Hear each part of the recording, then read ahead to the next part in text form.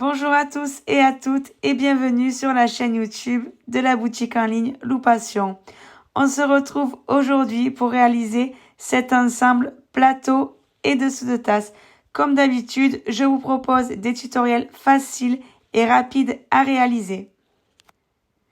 On passe de suite au matériel nécessaire pour réaliser cet ensemble. Pour la réalisation de cet ensemble, vous aurez besoin d'un fond en 30 cm, de 2 dessous de tasse, un petit label et 2 petites poignées. Cet ensemble, vous allez le retrouver en vente en lot sur le site www.loupation.com. Vous aurez bien sûr la version Ribbon Shine comme je vais vous présenter dans ce tutoriel et vous aurez la version tricoton si vous souhaitez le faire en tricoton. Pour le fil, j'ai utilisé le Ribbon Shine couleur taupe. J'ai pas utilisé l'intégralité de la bobine.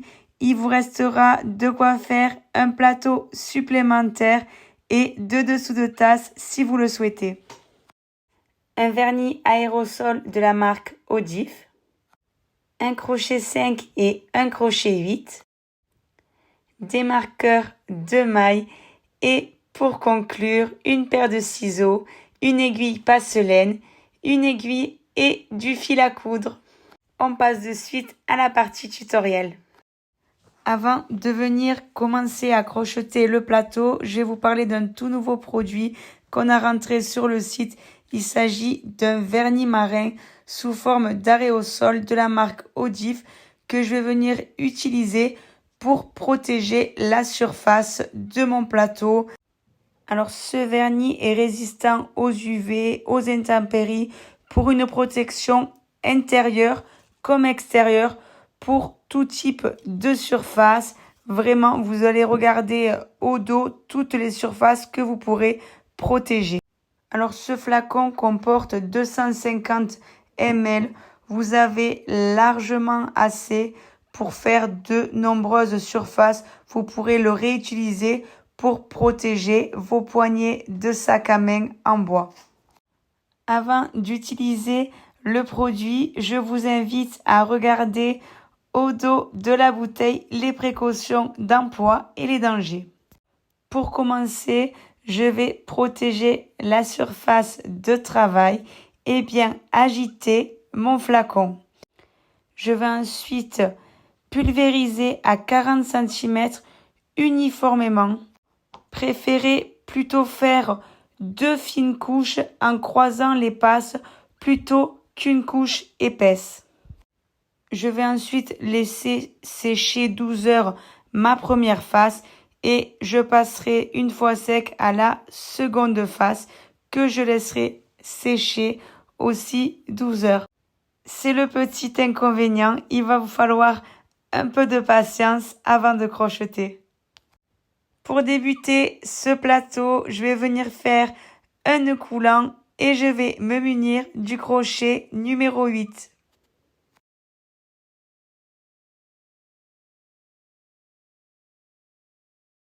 Je vais insérer mon crochet dans n'importe quel trou de la base et venir y glisser la boucle de mon nœud.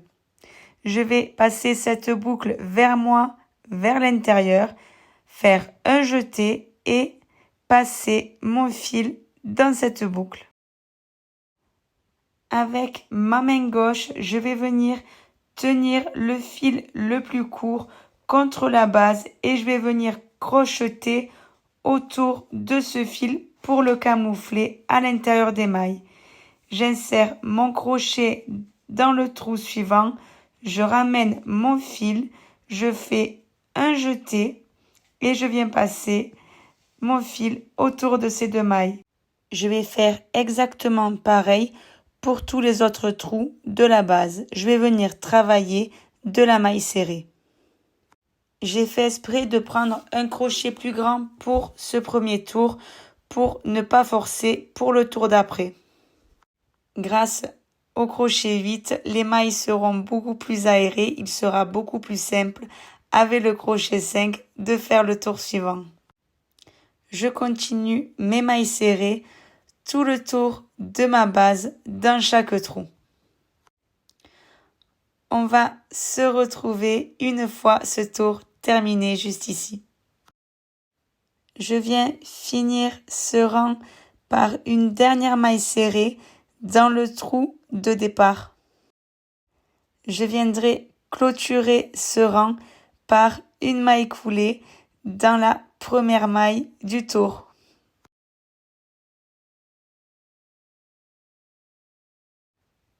Pour ce second rang, on va venir changer de crochet et prendre le crochet numéro 5.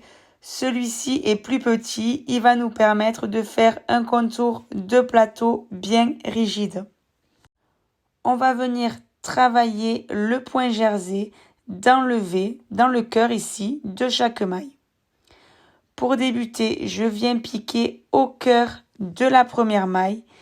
Je ramène mon fil et je vais venir faire une maille serrée dans ce V. On appelle ce point le point jersey.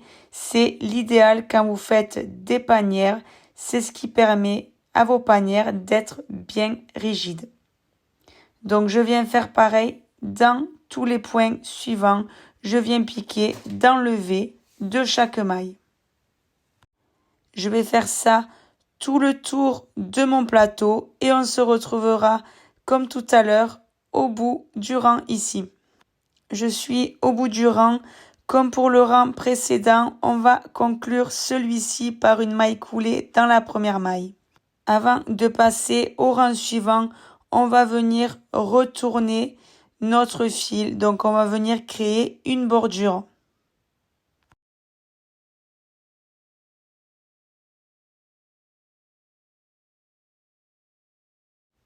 Pour ce prochain rang, on va venir faire une maille en l'air.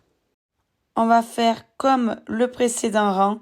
On va venir travailler de la maille serrée dans le V de chaque maille du rang précédent. Donc, j'insère mon crochet au cœur de la première maille et je viens faire une maille serrée. Je vais renouveler exactement la même chose pour l'intégralité du plateau. On terminera ce rang par une maille coulée et on passera au rang suivant, comme je viens de vous montrer, par une maille en l'air. Et on viendra faire des mailles serrées dans le V de chaque maille. Pour ma part, j'ai fait 2 rangs supplémentaires. Si vous souhaitez un plateau avec un peu plus de hauteur, rien ne vous empêche de continuer.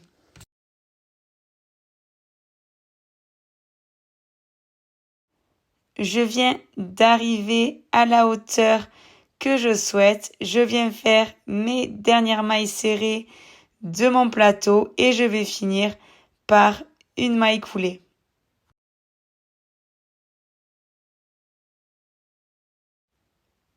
Je viens faire un dernier jeté et je vais venir couper mon fil. Alors, je vais tirer celui-ci et on va venir le cacher à l'aiguille passellaine derrière les mailles à l'intérieur. On passe maintenant au-dessous de tasse. Vous gardez le crochet numéro 5. On vient faire un nœud coulant. On insère le crochet dans n'importe quel trou. Je pose ma boucle sur le crochet et je ramène celle-ci vers moi.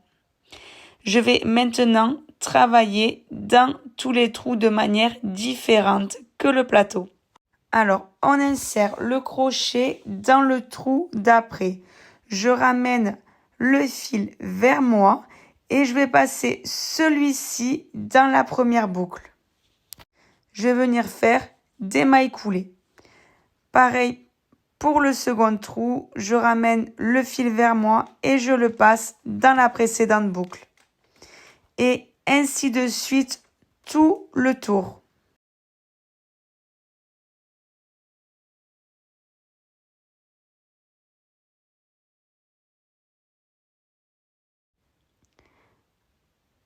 J'achève ce premier rang. On continue exactement la même opération jusqu'au dernier trou. Celui-ci, il va falloir faire très délicatement car il reste très peu d'espace pour passer notre fil. Pour ce prochain rang, on va venir travailler dans le brin arrière. Donc, on va venir faire une maille coulée, une maille en l'air. Je passe dans le brin arrière suivant, une maille serrée, une maille en l'air. Le brin d'après, une maille serrée, une maille en l'air et ainsi de suite tout le tour, une maille serrée, une maille en l'air, une maille serrée, une maille en l'air et tout ça dans le brin arrière.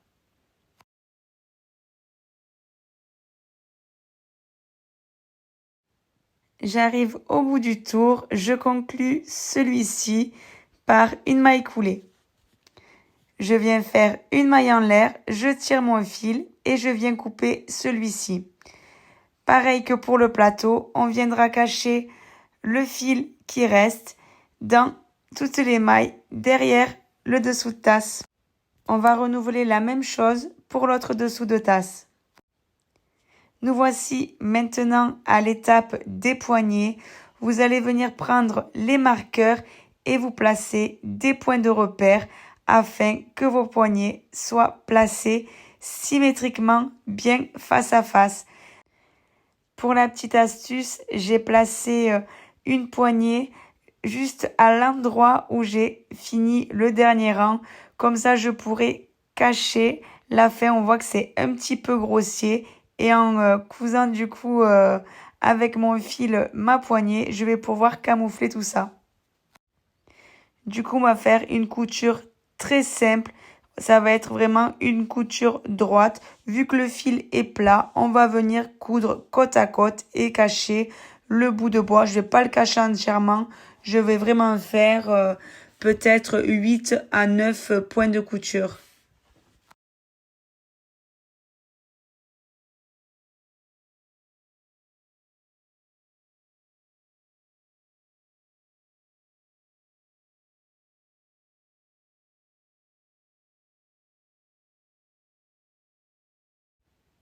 Je viens maintenant coudre la touche finale du plateau, le petit label avec un fil et une aiguille à coudre. Voilà, notre plateau et nos dessous de tasse sont maintenant terminés. Il n'y a plus qu'à y installer nos petites tasses de thé ou nos verres et le mettre à l'endroit que vous souhaitez chez vous ou peut-être même l'offrir avec les fêtes qui arrivent bientôt. J'espère que ce tutoriel vous aura plu. Moi, je me suis régalée à le faire. Merci d'avoir regardé cette vidéo. Je vous dis à très bientôt dans un prochain tutoriel.